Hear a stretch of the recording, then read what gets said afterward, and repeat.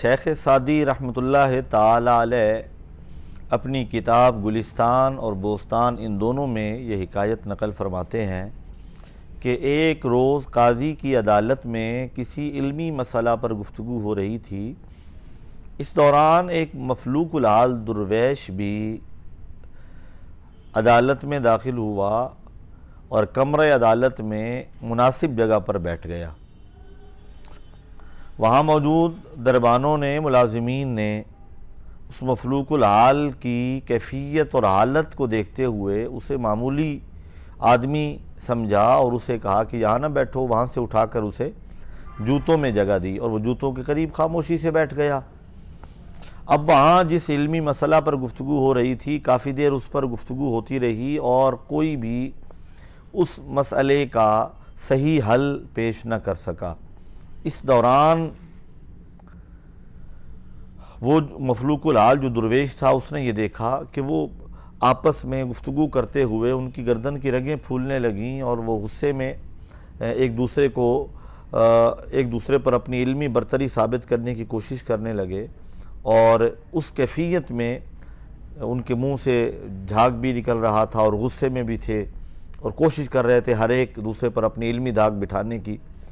تو مفلوق الحال درویش نے آواز دے کر کہا کہ اگر مجھے اجازت دی جائے تو میں کچھ بول سکتا ہوں۔ قاضی نے کہا جی آپ بھی کہیں جو کہنا چاہتے ہیں۔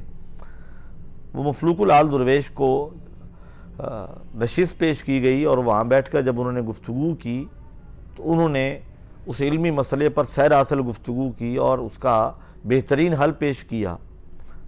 سارے اس دربار میں موجود علماء اور دیگر عمائدین اس کیفیت کو دیکھ کر بہت حیران ہوئے اور اس کی ظاہری حالت سے جو انہوں نے اندازہ لگایا تھا اس کے برعکس اس کا علمی مقام انہیں بہت اعلیٰ نظر آیا اور وہ سب اس کے گرویدہ ہوئے۔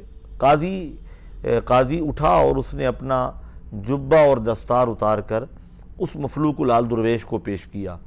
تو اس درویش نے کہا کہ میں تکبر کے لباس کو پسند نہیں کرتا، کہیں یہ لباس میرے مزاج میں تکبر کو پیدا نہ کر دے۔ تو کبھی بھی کسی انسان کی ظاہری حالت سے اس کے علم یا فضل کا اندازہ نہ لگائیں۔ شیخ سعدی رحمۃ اللہ تعالی علیہ ایک شعر نقل فرما کے بات سمجھانے کی کوشش فرما رہے ہیں۔ آپ فرماتے ہیں ہر بیشہ گماں مبر کے خالیست، شاید کے پلنگ خفتہ باشد۔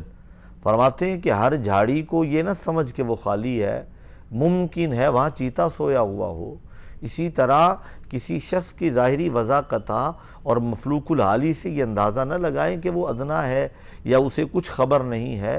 ہو سکتا ہے وہ صاحب علم و فضل ہو اور اللہ کی بارگاہ میں اس کا بہت بڑا مقام اور مرتبہ ہو۔